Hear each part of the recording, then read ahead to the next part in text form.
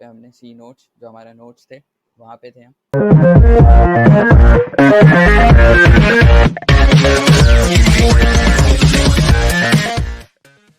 So guys, हम हमारे second tutorial को लेके आ गए हैं प्लेसमेंट टूल आपके पास। सो प्लीज़, अगर आपने अभी तक हमारे चैनल को सब्सक्राइब नहीं किया है तो आप सबके पहले हमारे चैनल को सब्सक्राइब और बेल आइकन ज़रूर दबाएं। और इसके साथ हमारा सेकेंड वीडियो चालू करते हैं, जहां आज हम आपको पहला आपका सी प्रोग्राम बनवाएंगे प्लेसमेंट टूल के साथ। तो सबके पहले हम हमारा एडिटर खोल लेते हैं, जहाँ पे हमने सी नोट्स जो हमारे नोट्स थे वहाँ पे थे हम। सबके पहले हम फाइल क्रिएट करेंगे। फाइल क्रिएट कर लेते हैं फर्स्ट डॉट सी के नाम से हम। जैसे ये क्रिएट करेंगे, यहाँ पे फाइल बन जाएगी फर्स्ट डॉट सी के नाम पे। अब या तो आप उसमें से देख के कर लीजिए टाइप, या मेरे साथ टाइप कर लीजिए studio.h। हमारी हेडर फाइल हो गई। मेन हमारा फंक्शन हो गया। उसके बाद printf हमारा एक और फंक्शन, जिसके अंदर हम लिखेंगे my first C program with placement tools. Semicolon के साथ स्टेटमेंट टर्मिनेट करेंगे और रिटर्न 0 और सेव कर लेंगे। ये हमारा पहला प्रोग्राम बन गया। अब हम इसको रन कर लेते हैं। टर्मिनल खोलेंगे हम, gcc फर्स्ट डॉट सी। हमारा पूरा कंपाइल हो गया सक्सेसफुली। अब हम ए दबा के टैब दबा देंगे तो ये हमारा ऑलरेडी a.exe फाइल बन जाएगी, जो हमारी रन करेगी ये फाइल। और इसको इंटर करेंगे तो ये बन गया हमारा my first C program with placement tools. तो हम इस कोड को ट्रेस कर लेते हैं। ये जो हैश होता है इसको हम पाउंड कहते हैं, और ये पूरा हैश इंक्लूड हमारा प्री प्रोसेसर डायरेक्टिव होता है। studio.h हमारी हेडर फाइल है, standard input output file. Main हमारा फंक्शन है एक, printf भी हमारा फंक्शन है। तो printf के अंदर हम जो भी लिखेंगे वो एज इट इज प्रिंट हो जाएगा। अब मेन फंक्शन है इंट, तो हम वैल्यू रिटर्न कर रहे हैं कुछ भी नहीं, तो इसलिए रिटर्न 0 लगा दिया। अब सेमी कोलन लगे हुए हैं, मतलब टर्मिनेशन, एंड कर रहे हैं यहाँ पे हम टर्मिनेशन को। उसके बाद जो हमारा कंपाइलर है वो यहाँ से पहली लाइन से कोड को कंपाइल करता है, जबकि रन यहाँ से करता है, मेन फंक्शन से रन करता है हमेशा। अब मेन फंक्शन का सिंटेक्स ये है, फंक्शन का सिंटेक्स ऐसे होता है। जो भी हम मेन फंक्शन का सिंटेक्स करते हैं ऐसा होता है। तो और उसके बाद हमारी ये फाइल देखें तो a.exe बन गई है। अगर हमें एक्सेस करना है फर्स्ट डॉट exe फाइल को, अगर वैसे एक्सेस करना है हमें, तो हमें सबसे पहले फर्स्ट डॉट सी को के साथ डालना पड़ेगा फर्स्ट डॉट exe। ओके, मैंने जीसीसी के साथ डालेगा first dot C first dot exe। ये हमारी देखिए फर्स्ट डॉट exe फाइल यहाँ पे बन गई। अब मुझे फर्स्ट डॉट exe फाइल को एग्जीक्यूट करना है, तो ./फर्स्ट डॉट exe ऐसे ही करूँगा। ये बन गई मेरे पास, ये आ गया my first C program with placement tools. और यहाँ पे भी आप देख सकते हैं ये फर्स्ट डॉट exe।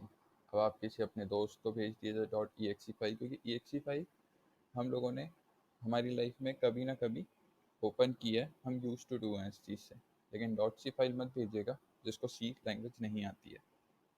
ये हमारा पहला प्रोग्राम बन गया। उसके बाद हम आ जाते हैं अब वेरिएबल्स पे। तो वेरिएबल्स क्या हैं? वेरिएबल्स के लिए आपको एक और चीज़ समझा देता हूँ।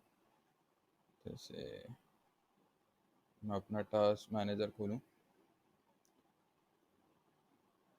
तो मैं आपको आपकी मेमोरी दिखाऊँ, तो ये मेमोरी है, ठीक है। अब ये मेमोरी जो यूज़ हो रही है, अब जैसे मुझे 3 को एलोकेट करना है कहीं पे इस मेमोरी के अंदर मेरी,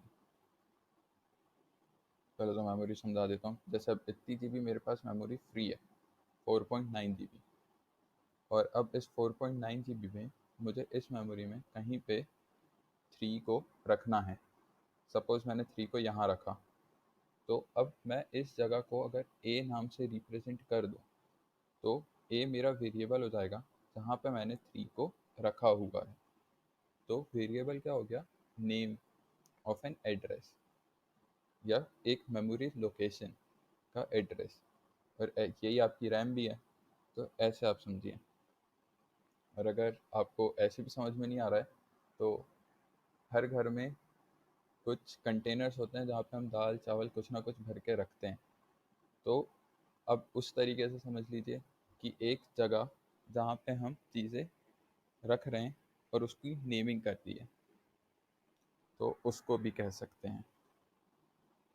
अब वेरिएबल्स जैसे A3, F4.7 या कांस्टेंट, ये वेरिएबल्स हो गए। अब वेरिएबल्स को हम यहाँ पे रख देते हैं, suppose int many,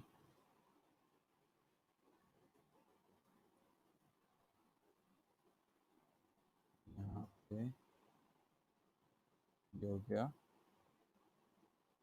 variable declaration. Okay, अब इसको मुझे कमेंट करना है, तो ये 2 स्लैश लगाऊंगा, तो ये हो गया मेरा कमेंट। अगर 1 लगाऊंगा तो ये कमेंट नहीं है, ये कमेंट है। अब इंट मैनी, अब इस डिक्लेयर करने के लिए भी हमारे को बहुत सारे रूल्स होते हैं। ये अब rules, variable name must not start with a digit. अब डिजिट से स्टार्ट नहीं होना चाहिए। अब मैं सपोज इसको 8 कर दूं, तो ये अब गलत हो गया है, ये रेड लाइन आ गई है, मतलब गलत है। जबकि मैं 8 को इधर कहीं लिख सकता हूँ, तो कोई दिक्कत नहीं है। ये मैं सेव करूँगा, लाइन हट जाएगी, कोई दिक्कत नहीं है। या मैं 8 को इधर कर दूँ, सेव करूँ, कोई दिक्कत नहीं है। लेकिन मेरा नाम सिर्फ या तो अल्फ़ाबेट से स्टार्ट होना चाहिए, या तो सिर्फ एक अंडरस्कोर से। अंडरस्कोर से भी करेंगे तो भी दिक्कत नहीं, लेकिन कोई स्पेशल कैरेक्टर, ये वर्क, ये देखिए रेड लाइन आ गई। सिर्फ अंडरस्कोर, या तो आप इससे डिजिट से भी स्टार्ट नहीं कर सकते, अंडरस्कोर से कर सकते हैं, तो आप वर्ड अल्फ़ाबेट से कर सकते हैं। दूसरा, variable name consist in alphabet digit special symbols like underscore. हम कोई से भी कुछ भी वेरिएबल्स का नाम रख सकते हैं इसके बाद। इधर मैं हैश डाल दूँ, इधर मैं नंबर डाल दूँ, तो काम कर रहा है, कोई दिक्कत नहीं है।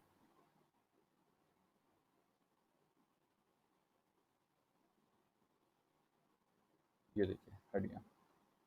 साफ करें, इंट अंडरस्कोर 78, ये भी सही है, कोई दिक्कत नहीं है इसमें। या डाल दूँ मैं, कुछ भी रख दें अपन, जैसे टूल्स 78, तो ये सही है, ये काम करेगी ये सारी चीज़ें, ठीक है।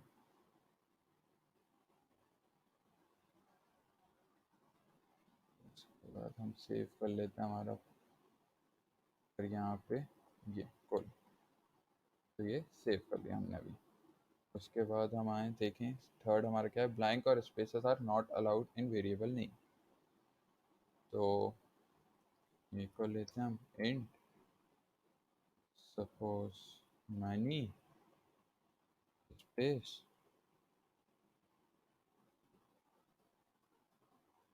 सीरी खोलें, तो इसको सेव करें, तो ये काम नहीं कर रहा है, मतलब ये नहीं है। या तो आप इसको अंडरस्कोर से जोड़ दीजिए, तो ये वर्क कर रहा है, सही है। लेकिन बीच में आप स्पेस नहीं आनी चाहिए, मतलब ऐसे स्पेस नहीं आनी चाहिए। ये आपको लाइन दिखा देता है, रेड लाइन, ये गलत है। उसके बाद keywords are not allowed as variable, नहीं, कुछ स्पेशल कीवर्ड्स होते हैं, कीवर्ड्स की हम बाद में बात करेंगे। आप अभी आप ऐसे ही देख लीजिए, लाइक एल्स, एल्स कीवर्ड है, तो एल्स अलाउड नहीं है, तो ये लाइन आ जाती है, तो एल्स भी काम नहीं करता।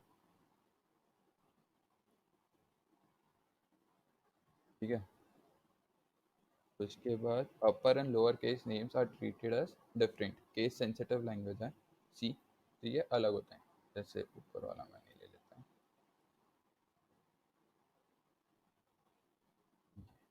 ये दोनों मैनी अलग अलग तरीके से डिक्लेयर्ड है, ये केस सेंसिटिव लैंग्वेज है। उसके बाद हम ये इस पे बात कर लेते हैं, ये तो सिंगल लाइन डिक्लेरेशन है, सिंगल लाइन डिक्लेरेशन है। अगर हमें डबल लाइन डिक्लेरेशन करना है तो हम क्या कर सकते हैं?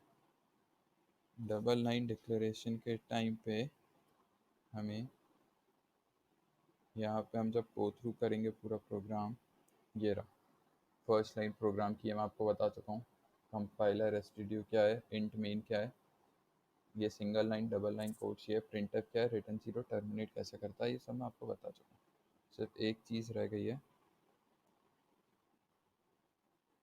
ये हो गया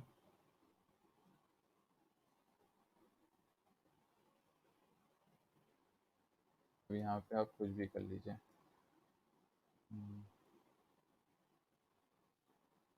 first programme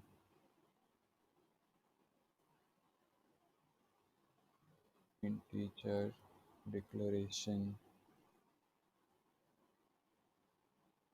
and the multi line comment, ये सब कमेंट, ये सब इग्नोर कर देगा कंपाइलर, कंपाइलर को इससे कुछ नहीं करना है। ये सिंगल लाइन, ये डबल लाइन, मैं प्रेफरली डबल लाइन यूज़ करता हूँ। आपकी इच्छा, आपको अगर ये वाला करना है, ये वाला करना है, ये आपके ऊपर है। क्योंकि सी के बहुत सारे क्वेश्चंस इंटरव्यूज़ में पूछते हैं और उसमें ऐसी चीज़ें, बेसिक सी चीज़ें बहुत सारी पूछी जाती है, तो ऐसा ना हो कि आपको ये चीज़ें पता ना हो, इसलिए मैंने आपको बता दी। मल्टी लाइन ऐसे होता है एंड सिंगल लाइन ऐसे चलता है। उसके बाद हम नेक्स्ट कांस्टेंट पे आ जाते हैं। अब कांस्टेंट क्या होता है? कांस्टेंट हमारी फिक्स्ड वैल्यूज़ हैं जो प्रोग्राम में, और जो एग्जीक्यूशन तक वैसी ही रहेगी, उनको हम लिटरल्स भी कहते हैं, और कांस्टेंट लाइक सेम चीज़। अब कांस्टेंट तीन टाइप के होते हैं, एक इंटीजर कांस्टेंट जो 1 2 3 4 है, एक फ्लोटिंग पॉइंट कांस्टेंट एंड एक character constant. Floating point constant को हम रियल कांस्टेंट भी कहते हैं, फ्लोटिंग पॉइंट और रियल कांस्टेंट। और कैरेक्टर कांस्टेंट ए, ये वाले, तो हम इसको भी देख लेते हैं। जैसे int equals to 8 and int equals to 8.5,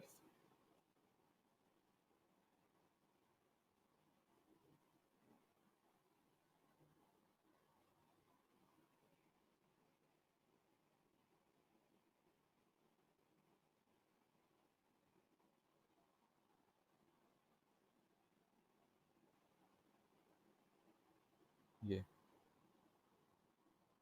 ठीक है। अब ये चीज़ सही तो है, लेकिन इसको वो कह रहा है आप डबल में डाल दीजिए, कुछ कर दीजिए, तो ये चीज़ें आप ना करें, ये गलत है। इंट में सिर्फ सिंगल वैल्यूज आती हैं, ए 4 या 7, 45 या 465, ऐसी सिंगल वैल्यूज डालिए उसमें। और फ्लोटिंग पॉइंट इंटीजर्स लेंगे तो फ्लोट कैरेक्टर, ये हम आगे पढ़ते हैं।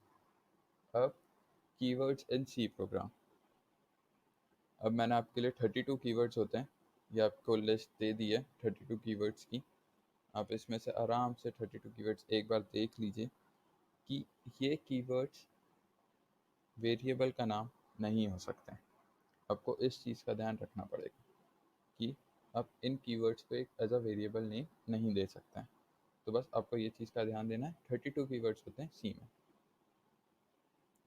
उसके बाद ये कंपाइल एंड एग्जीक्यूट, ये मैंने आपको बता दिया। फर्स्ट सी की फाइल बनाई थी, कंपाइलर जो हमारा GCC कंपाइलर है वो यूज हुआ, एंड हमारी फर्स्ट डॉट EXE फाइल मैंने आपको बना के दिखाई। इसके बाद हम देख लेते हैं scanf को देख लेते हैं हम, क्योंकि scanf फंक्शन जो होता है इसमें हम इनपुट देते हैं वेरिएबल से। ये स्पेशल सिंबल आता है यहाँ पे इसका,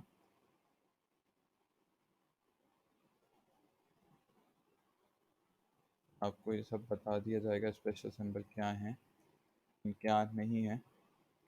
उसके बाद एक M% का साइन आएगा, उसके बाद वेरिएबल नेम आएगा M% के साइन के साथ, एंड उसके बाद ये स्कैनफ का सिंटेक्स होता है।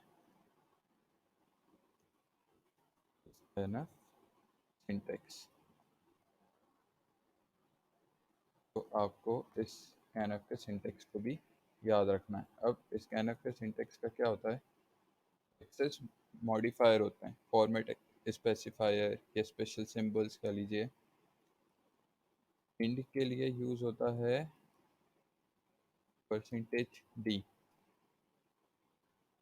फ्लोट के लिए यूज होता है %f, एंड कैरेक्टर के लिए यूज होता है %c। ये आपको 3 एक्सेस मॉडिफायर याद रखने हैं, स्पेशल सिंबल, ये आपको हमेशा याद रखना है। हम एक इसका प्रोग्राम देख लेते हैं। जैसे ये इंट एट सब ठीक है। अब एक लिया int a, scanner %d, variable name a। इसके बाद यहाँ पे हम उसकी वैल्यू प्रिंट करा देते हैं, printf और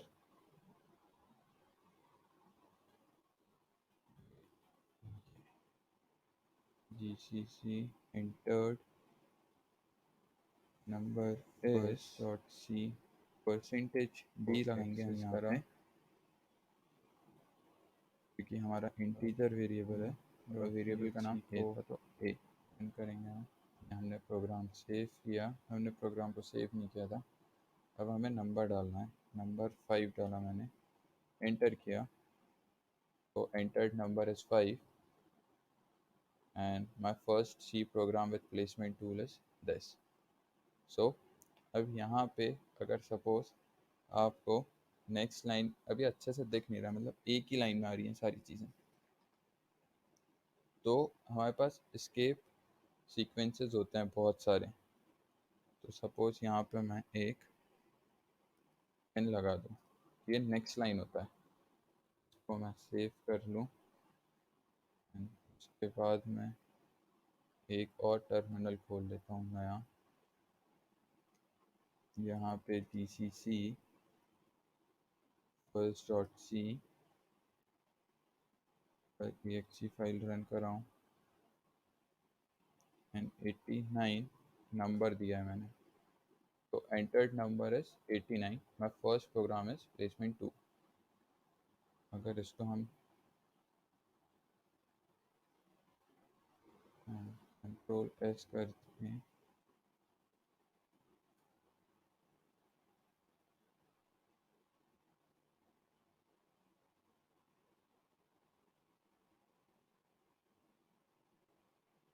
रन करें, 89 वापस डालें, तो ये रहा हमारे पास, ऐसे आ जाएगी।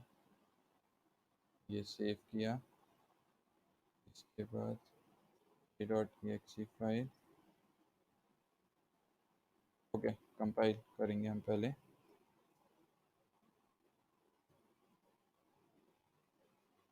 ओके first.c डालना था मैंने, CC। आप इन चीज़ों का थोड़ा सा ध्यान रखें। ये कंपाइल हुई, ये रन हुई फाइल, रन करने के बाद 9 इनपुट डाला, एंटर्ड नंबर इज 9, ये वाली लाइन हमने कमेंट में डाल दी थी। तो ऐसे हमने स्कैनफ क्या क्या पढ़ लिया है आज, एक बार रिवाइज कर लेते हैं थोड़ा सा। हमारा पहला प्रोग्राम, वेरिएबल्स क्या होते हैं, वेरिएबल्स को डिक्लेयर कैसे करना है, थोड़ा सा हमें वो पता है, आइडिया है हल्का सा उसका। कीवर्ड्स क्या क्या होते हैं, कांस्टेंट क्या है, प्रोग्राम कैसे रन होता है और कैसे एग्जीक्यूट होता है, प्रिंटफ और स्कैनर के सिंटेक्स। अब हम नेक्स्ट वीडियो में दूसरी चीज़ें पढ़ेंगे और इसके आगे बढ़ेंगे। अगर आपको पसंद आए या कोई से भी डाउट्स हैं तो आप डिस्क्रिप्शन में हमसे कमेंट करके कोई सा क्वेश्चन पूछ सकते हैं, एंड आप हमारा इंस्टाग्राम एंड टेलीग्राम पे हमें ज्वाइन कर सकते हैं, वहाँ पे बहुत सारी चीज़ें हम अपडेट करते रहते हैं। सो गाइस, हम अब आगे ऑपरेटर्स देख लेते हैं। तो हम एक और न्यू फाइल बना लेते हैं, ऑपरेटर डॉट सी। पहले तो हम थोड़ा सा कोड कॉपी छोड़िए कॉपी कर लेते हैं, जैसे जो हमारा मेन कोड है हम ऑपरेटर डॉट सी में पेस्ट करके हम इतना कोड हटा देते हैं इसका। ठीक है, अब operators basic operators, addition, subtraction, multiplication, division, mod, arithmetic and relational operators में बांटा गया सी को। तो ये दो टाइप के हैं। तो हम पहले वेरिएबल डिक्लेरेशन एक बार फिर से देख लेते हैं। Integer a equals to 2, int ऐसे डिक्लेयर होता है। फ्लोट में हम डेसिमल वैल्यूज डालते हैं, एंड कैरेक्टर डालना है, wait, character c equals to full में a। यहाँ पे फ्लोट का वेरिएबल नहीं दिया हमने, b। ये अब हम प्रिंट करवाना चालू करते हैं। Suppose print F the sum of two number is percentage d comma a plus d। मैंने यहाँ पे d लिया नहीं है, यहाँ पे हम ले लेते हैं एक और int d equals to 4। Save कर लेते हैं, रन करते हैं।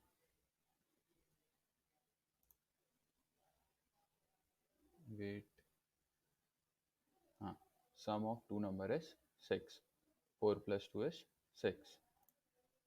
अब मैं एक और सब्सट्रैक्शन ऑपरेटर देख लेते हैं।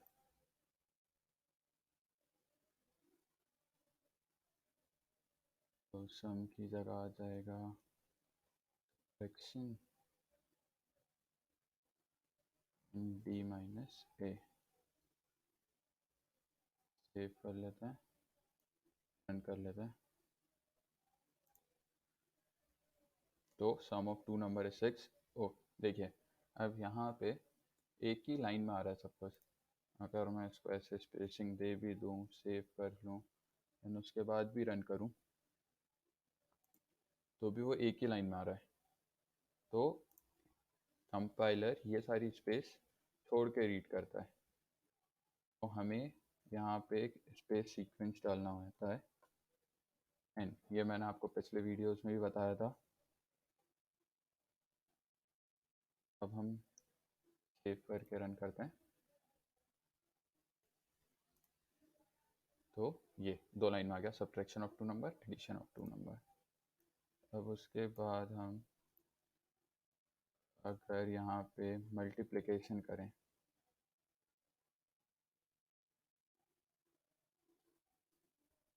ये मल्टीप्लिकेशन कर दिया, डिवीजन भी कर लेते हैं हम। ये डिवीजन लिख दिया, और मॉड्यूलस जो फंक्शन होता है वो आपको रिमाइंडर प्रोवाइड करता है, जो मॉड होता है, और मॉड का सिंबल होता है परसेंटेज। ये सेव करके रन कर देते हैं। तो ये आ गया mod of 2 number, reminder 4 divided by 2, reminder एक भी नहीं आया हमारे पास, डिवीजन 4/2 2 होता है, इंटू करेंगे 8। अगर अब इस 4,5 कर दूं सपोज, सेव किया रन किया, तो रिमाइंडर मेरे पास 1 आना चाहिए। अब देखते हैं, ये देखिए मॉड 1 आया है। अब जो रिलेशनल होते हैं, रिलेशनल में होता है ग्रेटर देन, अगर ग्रेटर होगा तो 1 प्रोवाइड करेगा। अब देख लेते हैं, सेव किया रन किया, ये हमने रन किया, ये देखिए ग्रेटर ट्रू 1 दे दिया उसने, इधर लिख देते हैं ग्रेटर ऑफ 2 नंबर।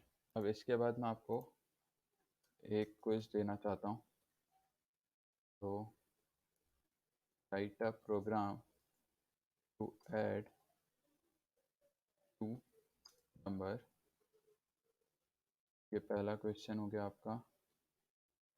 और दूसरा question, write a program to take 3 inputs and calculate the percentage। आप ये बना के कमेंट बॉक्स में कमेंट करिए आंसर, और हम नेक्स्ट वीडियो में मिलते हैं। Thank you.